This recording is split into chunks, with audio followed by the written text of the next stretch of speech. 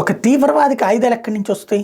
ఓ తీవ్రవాది తనకు తను తయారు చేసుకోవాలి, లేదా ఆ తీవ్రవాద సంస్థలు తమకు తాము తయారు చేసుకోగలిగితే ఏం చేసుకోగలిగితే నాటు బాంబులో, నాటు తుపాకులో ఇట్లాంటివి చేసుకోగలుగుతాయి. ఆయా దేశంలో బలహీన ప్రభుత్వాలు ఉన్నప్పుడు కాసిన ఎక్కువ బాంబులు తయారు చేసుకోగలుగుతాయి. కానీ మిస్సైల్స్, యుద్ధ విమానాలు, మిస్సైల్ లాంచర్స్ ఇవన్నీ ఎక్కడి నుంచి వస్తాయి అంటే ఒక దేశాలు సహకరించకపోతే రావు. అట్లాగే లక్షల కోట్ల రూపాయల డబ్బులు లేనిదే రావు. ఇప్పుడు అలాగా ఏ దేశాలు సహకరిస్తున్నాయి అంటే హమాస్ తీవ్రవాదులకు ఇరాన్ సహకరించడం ఓపెన్.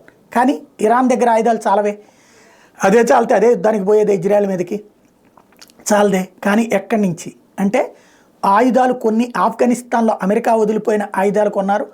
అట్లాగే ఉక్రెయిన్లో అమెరికా ఉక్రెయిన్కి ఇచ్చినటువంటి ఆయుధాలు, యూరప్ దేశాలు ఉక్రెయిన్కి ఇచ్చిన ఆయుధాలు కొన్నారు. ఇవి కాకుండా చైనా నేరుగా తీవ్రవాదులకు ఆయుధాలు అమ్ముతోందా? చైనా ఆయుధాలు కూడా ఇప్పుడు హమాస్ వాడిన వాటిలో ఉన్నాయన్నది తాజా సంచలనాంశం. China has rejected Israeli media reports of arming Hamas militants in Gaza to fight the Jewish state. Chinese Defense Ministry spokesperson Wu Kein said in a press conference that China has never provided any weapons or equipment for the conflict in Gaza.